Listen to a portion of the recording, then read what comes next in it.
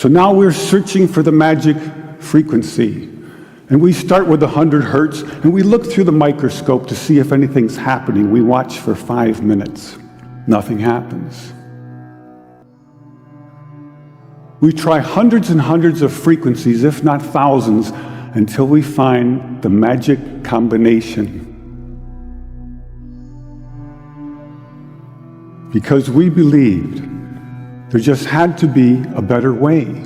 There had to be a better way. And we think we may have found it. I have here 2 identical tuning forks, both tuned to the note A, the note an orchestra tunes to. These forks are both made to vibrate 440 times per second. We say their frequency is 440 hertz. If I tap this fork, putting little pulses of energy into it, the second fork will also vibrate in sympathy. And if I silence this fork, we just may hear the other singing its tone. We say that I'm inducing a sympathetic resonant vibration in the second fork. It only works because both forks are tuned to the exact same frequency.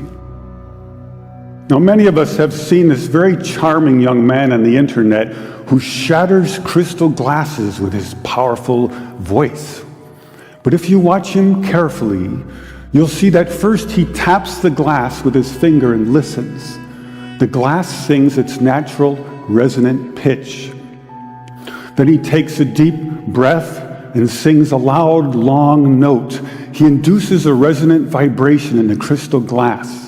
The vibration grows larger and larger and larger until the glass is shattered. On the other end of the scale, we have a giant bridge made out of concrete and steel, a suspension bridge, the Tacoma Narrows Bridge. Cars and trucks and buses are going over it every day. And unfortunately, where they built this bridge, there was a steady wind blowing across it. And one day this wind induces a small vibration in the bridge, hardly noticeable. But the frequency of the vibration matches the resonant frequency of some part of the bridge. And the vibration gets larger and larger and larger until the bridge collapses into the river below. A destructive resonant frequency. So on one end of the scale, we have a giant concrete and steel bridge destroyed by resonance. And on the other, we have a small crystal glass shattered. So maybe we could shatter something even smaller, something really small, something you would need a microscope to see. Maybe we could shatter a living microorganism. So maybe we could change a biological living liquid crystal with a special electronic signal.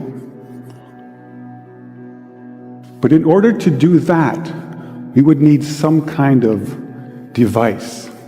So we search the US patent database, and we find this invention by a physician, Dr. James Bear of Albuquerque, New Mexico.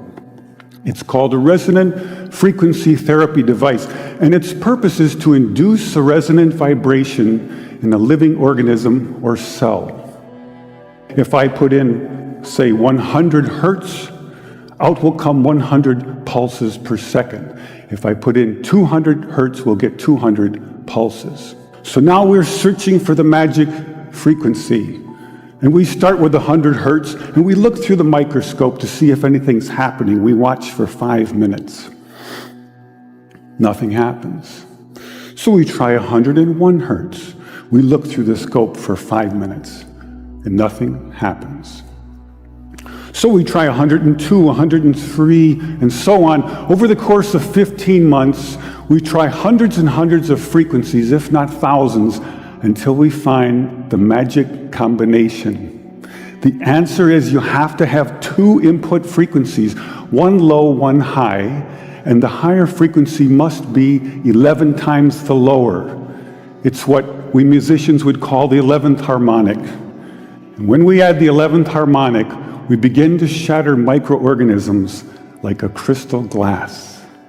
These are the first videos taken. We showed these videos to our friends in the biology department. They said they hadn't seen anything quite like it. Seems to be a new phenomenon. These organisms are being shattered by our electronic signals. We now know that cancer is vulnerable between the frequencies of 100,000 hertz and 300,000 hertz. So now we attack leukemia cells. Leukemia cell number 1 tries to grow a copy of itself, but the new cell is shattered into dozens of fragments and scattered across the slide. Leukemia cell number 2 then hyperinflates and also dies. Leukemia cell number 3 then tries to make another cancer cell. The new cell is shattered and the original cell dies.